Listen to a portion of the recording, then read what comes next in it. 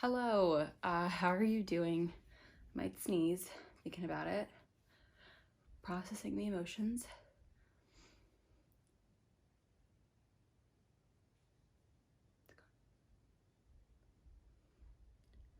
Okay, whatever. Allergies. The worst. So this is going to be my April reading wrap up. I was gonna do finger quotes, but I stopped myself. The funny thing is I finished two books in April, one of which I've already done a more dedicated review of in the form of my time shelter review. It's more like I did them. I couldn't stop myself, but it was like a review in sorts. I called it a review, but it was more of me talking about the thoughts and sort of having a discussion about it. So yes, Time Shelter by Georgi Gospodinov was one of the books that I read. And the second one that I read was Insatiable, a porn love story by Asa Akira, which is a adult film actress's memoirs.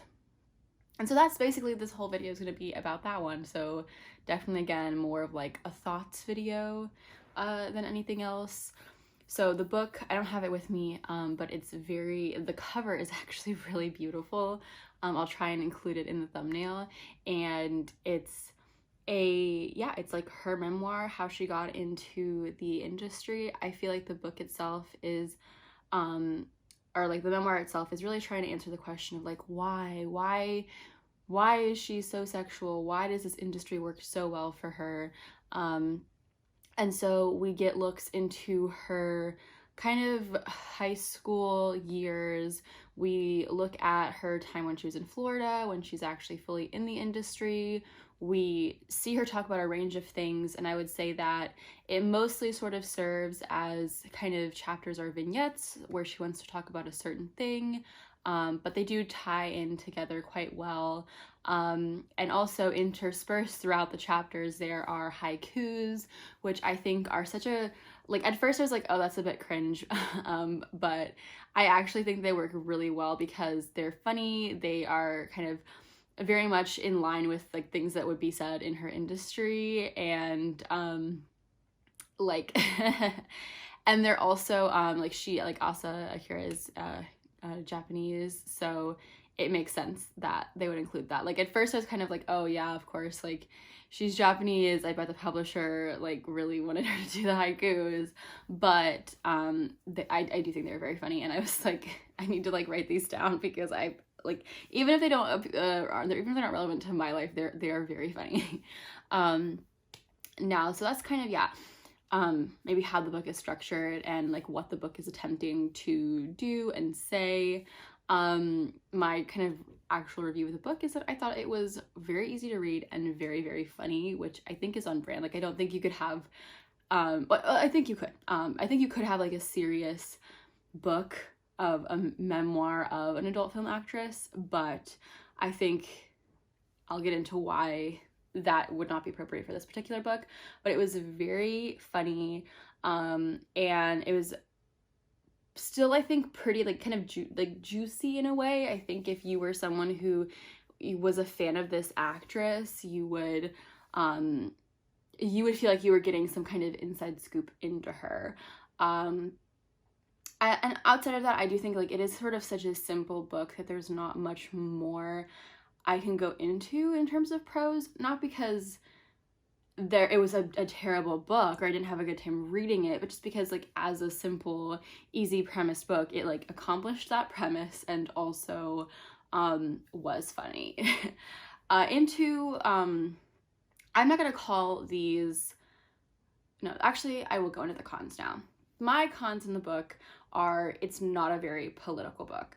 Like it's not this radical kind of like self-acceptance, like, oh, like female sexuality, like it can be expressed in so many different ways. It's not that book either.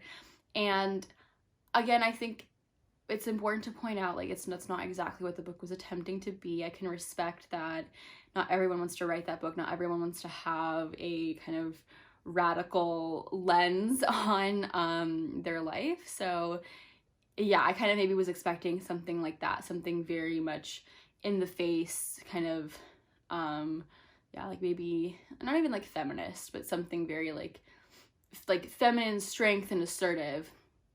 I kind of thought that it could be some of that, but it really wasn't. I also think, like, look, the book is like, she says some problematic stuff, like, you know, she definitely says some stuff where you're like, ooh, that was I don't know if she would say that today, right?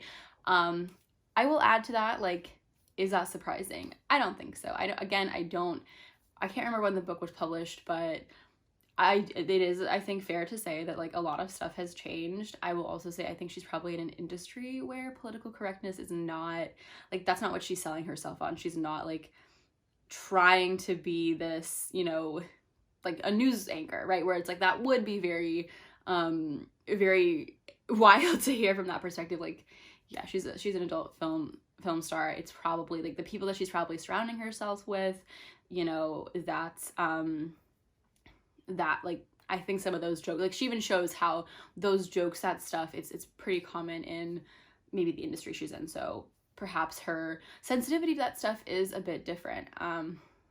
I think that could be fair to say. And again, like, I didn't mind it. I didn't necessarily think I was going to go in and read, like, the most, like, I'm not reading, you know, I'm not reading someone I'm expecting, like, politically correct thoughts from. Not that I was expecting her to be problematic or something, but I wasn't going in being like, ah, yes, this is going to be, you know, the pinnacle of my taste in humor or anything. But yeah, just something to point out. Like, if that stuff's gonna turn you off of a book, like, it's definitely not, you're not gonna like this book. I think, to me, the most fascinating conversation around this book is honesty and whether or not she's telling the truth about a lot of what's going on. Because let's face it, she does talk about, like, the scenes that she films, and she describes it in the book as being, like, this really emotional, like, she falls in love every single time she's filming a scene. And I mean, my bullshit meter was going way off, because yeah, like, that's just a lot. That's just, like, a lot to say, unless you're like the cognitive dissonance is very real. It just felt, yeah, sure, Jan, you fall in love every single time. It's always amazing. You always have multiple spectacular orgasms every scene. Like, that, whatever. The way that I kind of feel about it in relation to this book, this is a woman who is still in this industry, who is an award winner in this industry, and this is her job, this is her career. Like, she cannot come out and write a book and then being like, oh yeah, also I fake it all the time, sometimes it sucks. When I filmed your favorite scene, the scene that you love, that you have saved the name of so you can rewatch it over and over again, like, yeah, that was actually a terrible day for me and I didn't have a good time. Like, ostensibly, some of her fans are going to read this book, so she can't, like, from her perspective, like, from her business perspective, she can't just be like, oh yeah, actually, even if it's not, like, even if she does, you know, have, like, miraculous amazing sex, you know, like 75% of the time, like, if you're reading and say, like, oh, 25% of the time it sucks, like, what if that's the, you know, the time that I'm watching her or something?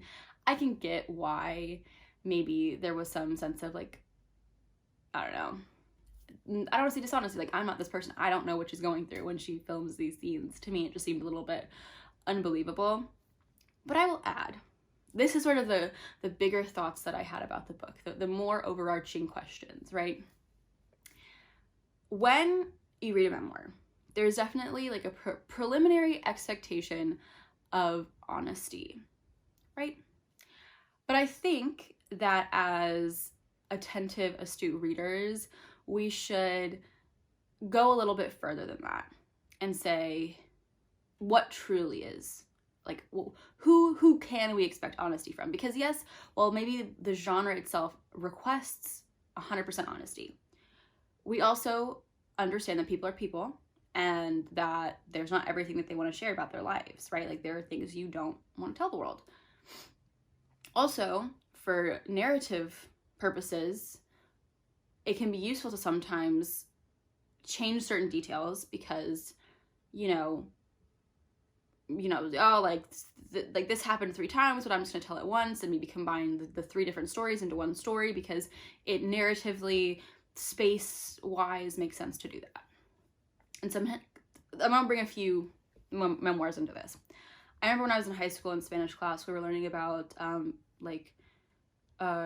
Rigoberta or something by Rigoberta Menchú. I think she was a Nobel Prize winner for this book, and it is her memoir as a Guatemalan woman, where there is very high rates of femicide and violence towards women. And later it came out that some of the things Rigoberta said happened to her had not happened to her. They had happened to other women she knew. And I don't know where I land on this, actually, because on one hand, she is painting this as, this is my story. This is what happened to me. But if the goal of the story is to inform the world about what's going on to Guatemalan women, yes, that happened. That is completely true and fair to say, because that did happen to Guatemalan women. But you're not saying this is a book just about Guatemalan women. You're saying this is a book about me. So I could say on one hand, the point of that book, right, like I said earlier, the point of Asa Akira's book is, why am I this like very sexual person? The point of, you know, Yo Rigoberta could be, let me tell you my exact story, or it could be, this is the story of Guatemalan women. I don't know how I feel about that. I've honestly never read that book. Maybe I should. Maybe should. Sorry, there's like some sound going on over there that's freaking me out. So that's one memoir. Another memoir I think about is Yomi Park, In Order to Live, which I read late last year. Now, this book has been criticized because apparently some of Yeonmi's story isn't adding up. There are some things that people kind of don't believe in her book.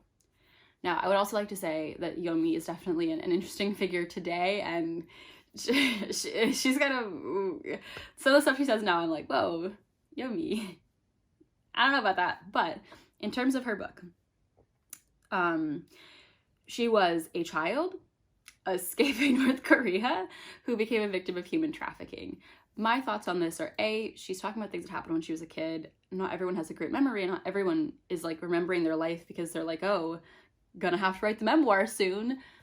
Also, she had a lot of really traumatic experiences, which, from what I understand, can have a profound impact on your memory. It is fair that she would not have the best recollection of things. Again, on top of being a child, being someone who experienced trauma. And my last thing is, yes, this child who experienced human trafficking might not want to tell you exactly what happened when she was human trafficked. But her point is to show and reveal what happens to people who leave North Korea, what they face when they get to China, and what that looks like, and the difficulties that her and her mother face, and how they were like constantly worried about being separated, constantly worried about being sent back. Again, I think that the point of the story should exist, and we as readers should be aware of that. Like, I'm very aware that this girl might have gone through much worse things than what was in the book, or potentially maybe, again, some of the stuff could have been made to seem more extreme, but I don't doubt that, like, that is stuff that happens to North Korean defectors in China at all.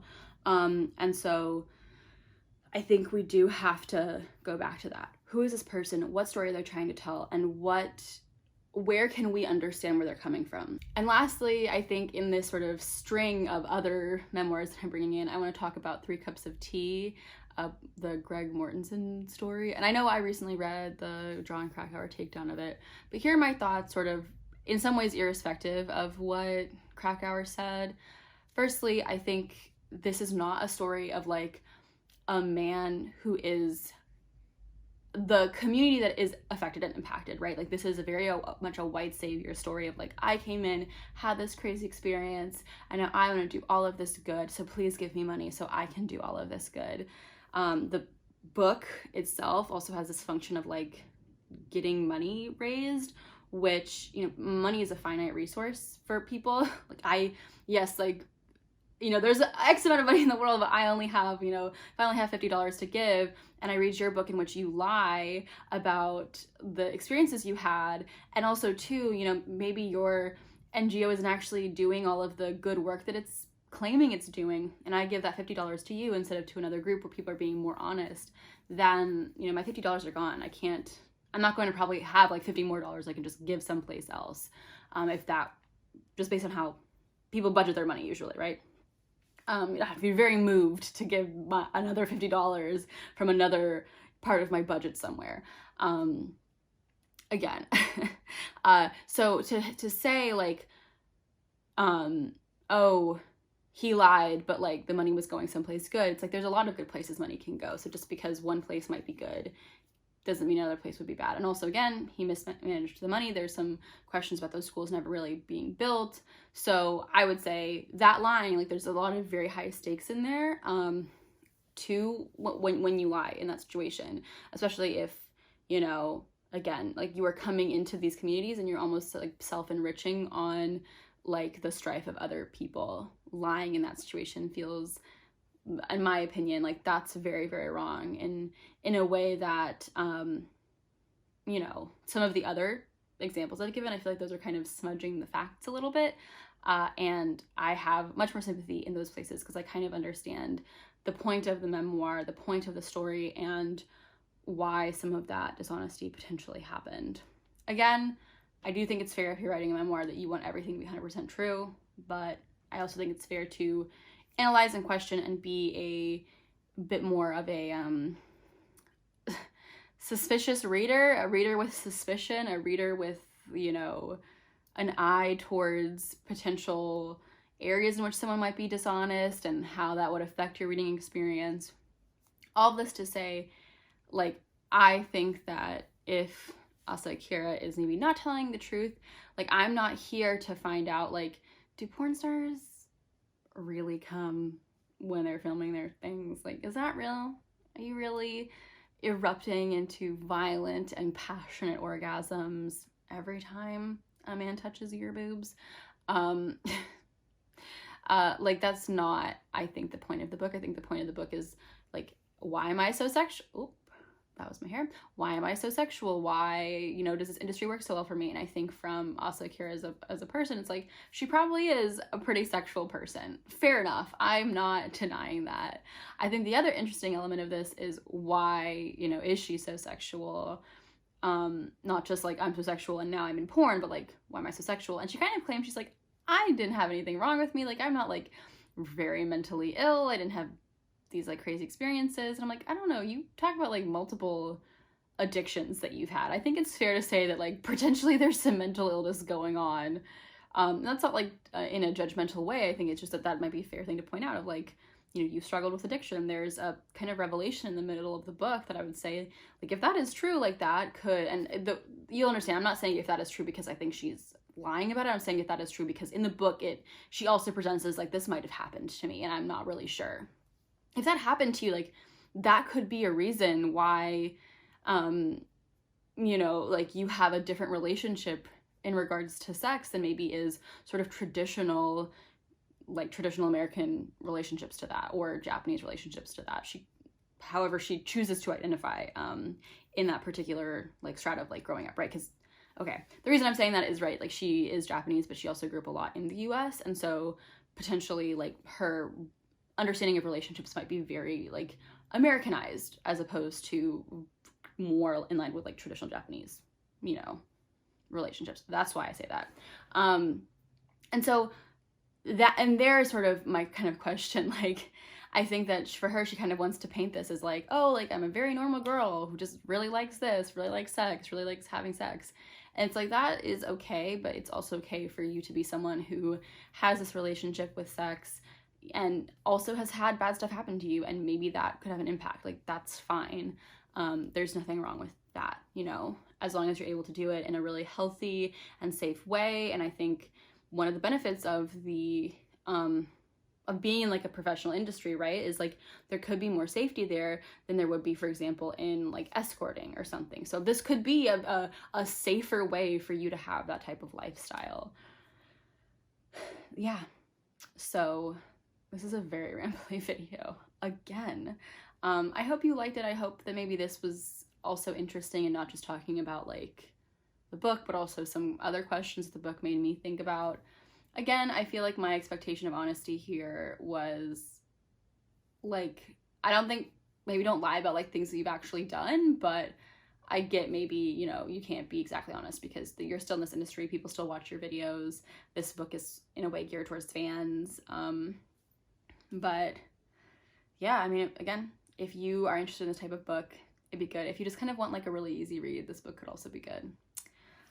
And to move on, I feel like I'm not doing a good job of like wrapping up that, but it's sort of hard to go off because it was like such a big discussion and then, well, okay, and so on to my currently readings. I am still reading Dead Souls by Gogol, but I'm also reading Diary of a Void by Emi Yagi. My mom was really nice and got this for me yesterday, and I've been really enjoying it so far. Very much that like, that type of like contemporary Japanese literature that is really popular in the West that I find just kind of like a relaxing read. That's what this is. So yeah.